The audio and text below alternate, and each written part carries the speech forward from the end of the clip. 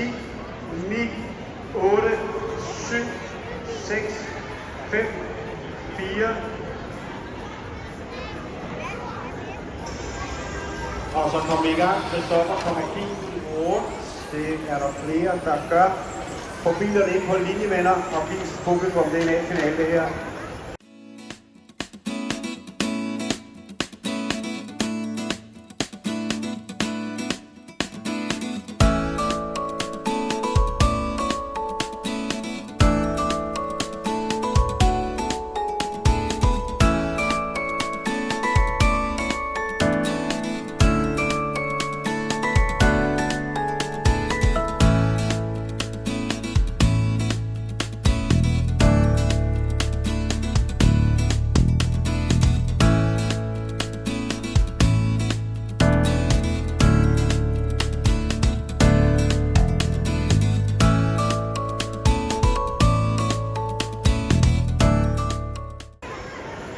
Christoffer ude på langsiden, det var også ham, der holdt forrest.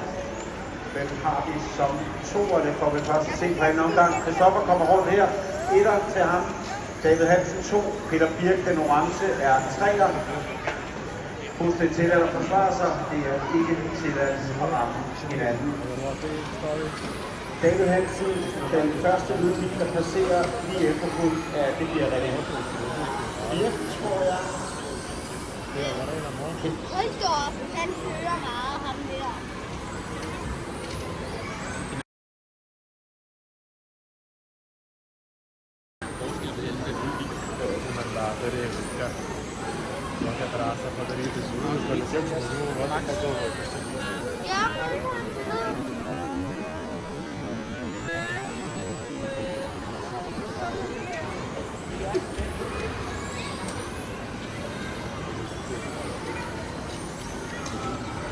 David Hansen, den første udvisning ude på langsiden, nu er på andenpladsen efter ham, René Jensen. Det er tredjepladsen. Det er også en udvikling. Og så er der Palle Horne, en Sandten, og det er også en udvikling. Han ligger 4. Peter Birk, den orange, er 5'er. René Tage, den grønne, det er en 6. Elias den Thule er 7'er, og Claus Jensen som 8'er. Den lille der også. Man skal køre 3 finaler. Det dårligste resultat bliver smidt væk, og så får man et samlet resultat. I eftermiddag, der kører sådan 5 løb over vinteren, hvor der dybtes gang på gang på forskellige banelayouts. Og så kommer man Jebsen forbi David Hansen, Palle Horne, og godt forbi David. Der er noget galt med David, bil ser ud til. 4, 2, 4 kommer ned op. 8, 10. Så har vi den tætteste fight for enden af langsiden.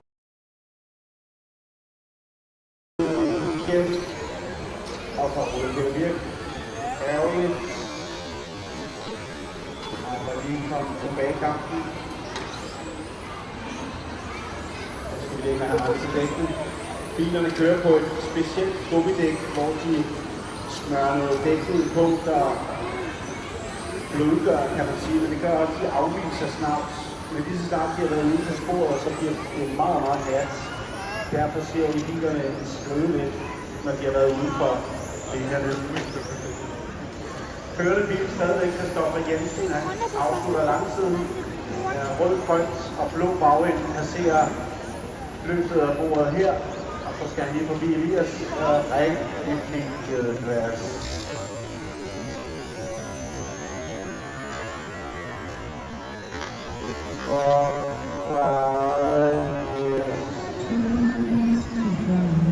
Det er altså vores førerbil, og der er et godt stykke ned til René Jebsen. Det er den første hvide bil, der kommer ind i S-ringen med lyserøde klistermærker på siden. Op igennem banen, det er bilen på andenpladsen efter ham. Det er sat nok en hvide bil, det er Palle Horne. Og så har vi René Tage op der, den grønne bil op som 4. Lige efter ham, Peter Birk med den orange. Det kan godt gå hen og blive en fight, men de to om et øjeblik, altså den grønne og orange, det er kampen om fjerdepladsen. De ved godt, hvordan det skal gøres, de to.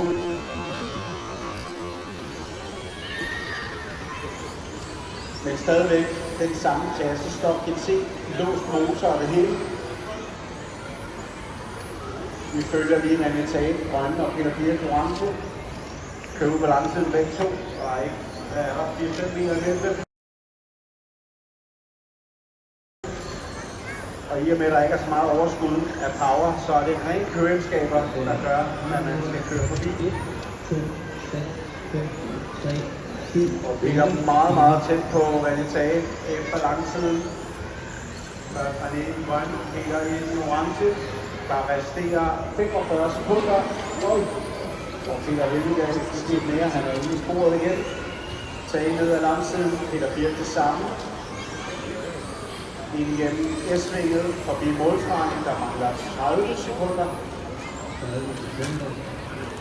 Og Peter helt op ved René Tage igen, falder lidt tilbage igen. Det er så fjerdepladsen, vi kæmper om, fjerde og femtepladsen. Tak Claus for den plads der. Der er ingen grund til at blande sig i den dyst. Ude på langsiden med René Tage, det samme med Peter. Og vi under 10 sekunder. De starter deres sidste omgang, begge to. Christoffer starter sidste omgang. Alle er på sidste omgang. René Birk Jebsen slutter på en anden plads. Elias slutter 6'er. Og en anden plads til René Birk, Kalle Hornum 3. René Tage 4, Peter Birk 5. Og vinder Christoffer Jensen tager første A-finale i Stop GT. Faktisk en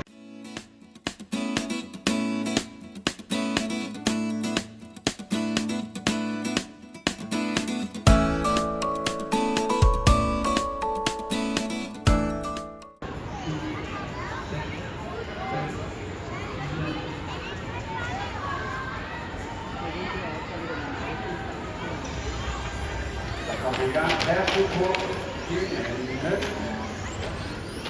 Ja, stille og roligt. Så må vi finde ønske. Pas. Vi bliver ved med at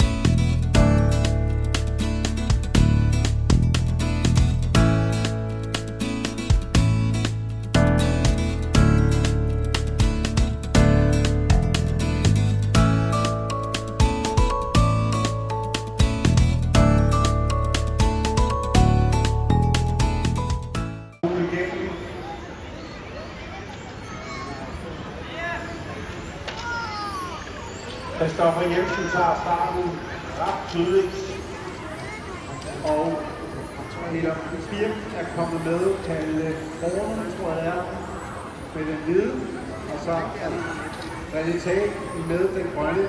Han er på igen over på langsiden, han er 4. Det var Daniel og René Birk, der blev ramt i starten. Det blev bare så voldsomt, at de udgår.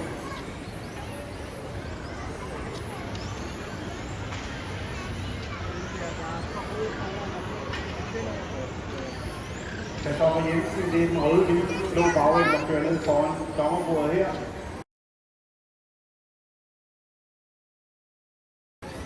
Det er den førende bil. Efter ham, Peter Birk, den orange bil inde midt i banen. Og fået slået et meget, meget stort hul. Faktisk, lad os se efter Kirkebiler vinder. Der er 3 sekunder imellem dem. Førende bil kører ud på langsiden, rød og blå bil, orange bil kører ud, nu det er bil på anden pladsen. Og så har vi bilen på tredje plads, det er Kalle Hornum. Det er den hvide bil, også en midt i banen, og på vej op til Elias, skal jeg se. Blokket plads Elias. Så har vi René Tage, det er den grønne bil, der kører på langsiden, det er fjerdepladsen. Claus Jensen, det er en lille bil, han er på langsiden, det er 5. position. 6. position, det er Elias Tranberg Kugle. Og så David og René, der fået en meget ulykkelig start.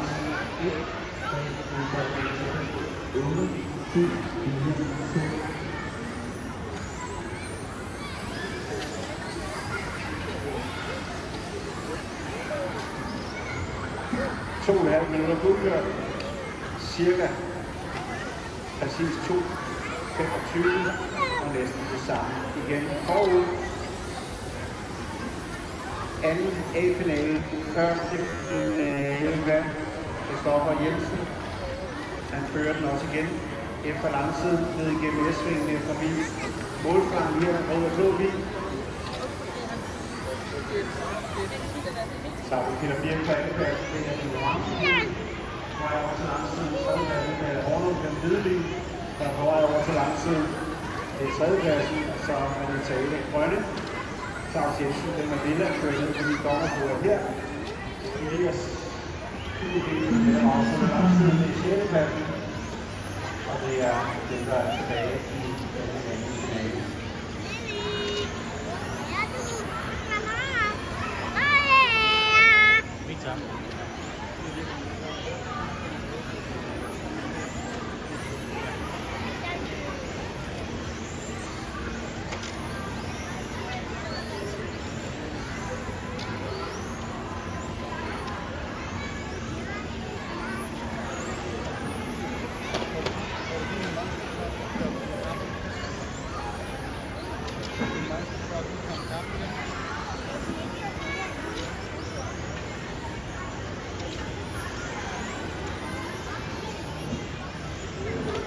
Så nærmer vi os det sidste minut. Stillingen er fuldstændig ulækkert. Christoffer Jensen fører med nu 5 sekunder til Peter Birk. Christoffer kører forbi os her, blå og rød bil. Peter Birk kommer her i den orange bil. Sammen med Kalle Hornum. Han har lige afsluttet langsiden med den hvide og kører forbi start og mål. Og kører over der. Tredjeplads til ham på den grønne bil. René kommer ned og er fjerde. Claus Jensen, den lille bil ind igennem. Nu skal vende ved dommerbordet. Det er 5. position, og Elias Bengoin er 6'er.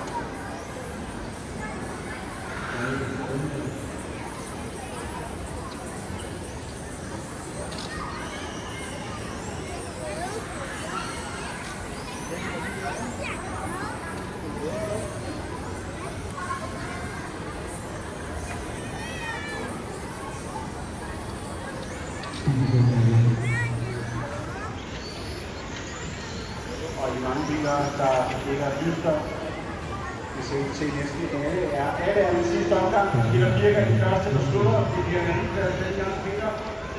Så skal vi have de andre hjem. Vi har Laus først her. Sejr i anden finale. Christoffer Jensen. Peter Birk 2. Kalle Hornum 3. Anne Tage 4. Claus Jensen 5'er. Og Elias Tranberg 6'er.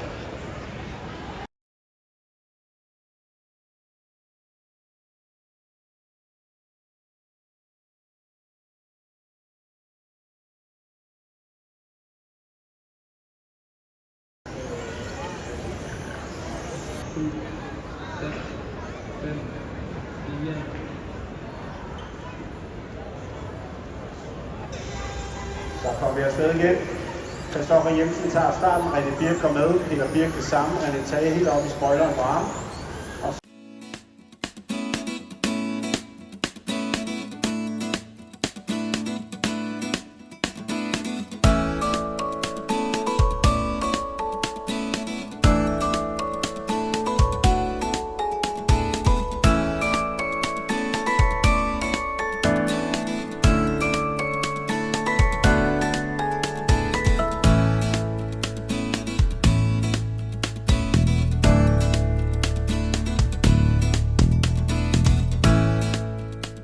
Så lidt tilbage har vi, det må være Hornum, Palle, ja, Elias og Claus.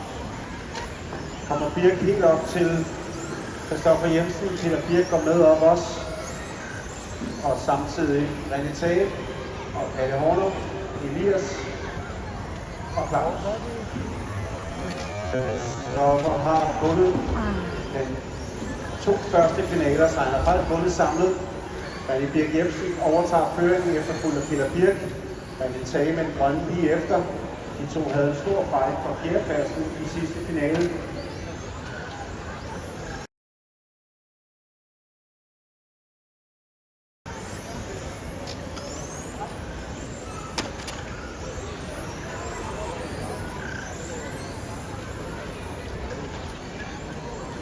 Omgangsstederne som de hurtigste lige nu. René Birk 13.8, 13.7 for Peter Birk, 14.0 for René Tage. Og så er vi nede på 13.9, Kalle Horno, 13.7 til Stoffer Jensen. Men han havde lige en tur på taget, der kostede en del placeringer. Han har været lynende hurtigt de andre to A-finaler, men det her det er nok for stor afstand til at komme tilbage. Den hvide bil, der afslutter langsiden, det er René Birk Jepsen, fører foran Peter Birk, foran René Tage, og så har vi Kalle Horno med op med den hvide. Det er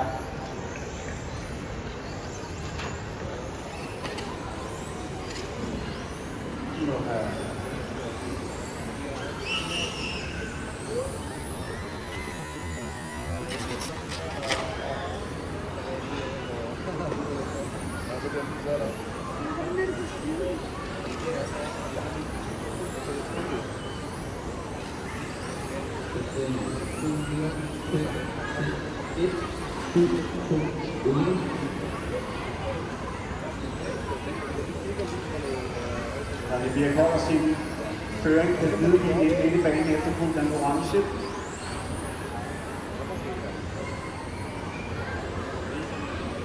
Så har vi René Tage den grønne efterfulgt af Elias, så Palle Horno og flot givet plads Elias. Så kommer Christoffer Jensen op bagved. Han står op i lige. Perfekt. Tak Elias. Flot finale af dig.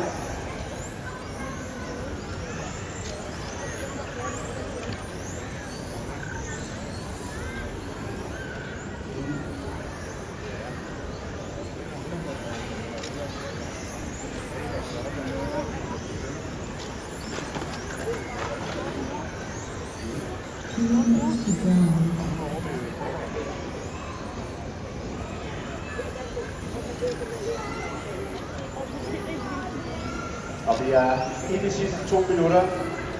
Fortsat René Birk Jepsen, der fører foran Peter Birk. Hvor har vi René? Han er inde lige foran dommerbordet her i den hvide bil, efterfulgt af den orange. Så har vi René Tage med den grønne og Kalle Horno som 4. Den hvide bil efter den grønne. Og så har vi Elias, den gule, der ligger efter. Og så Christoffer, der er kommet op, men han er lige rundt omgang ned. Nu begynder Peter Birk at nærme sig René Birk Jepsen. Det er en midtbane, den hvide bil og orange bil. Og vi rammer det sidste minut lige om et øjeblik.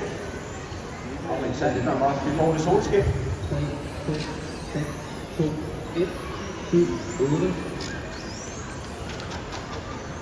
Begynder det at være lidt tæt derovre. René Jepsen ned ad langsiden, den hvide, eller Birk lige efter.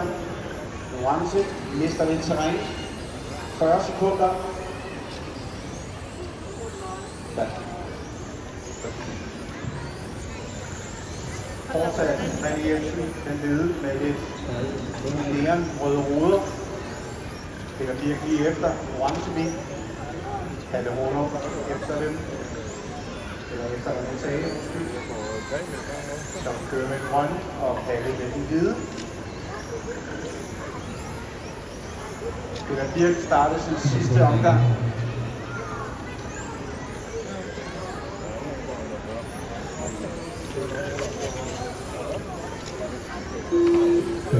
Og sidste finale, den kommer til at gå til René Birk Jepsen. Peter Birk 2, René Tage 3, Kalle Horno 4. Christoffer ender vist som 5 eller 6 Elias, og Claus er færdig. Alle er færdige. Det var meget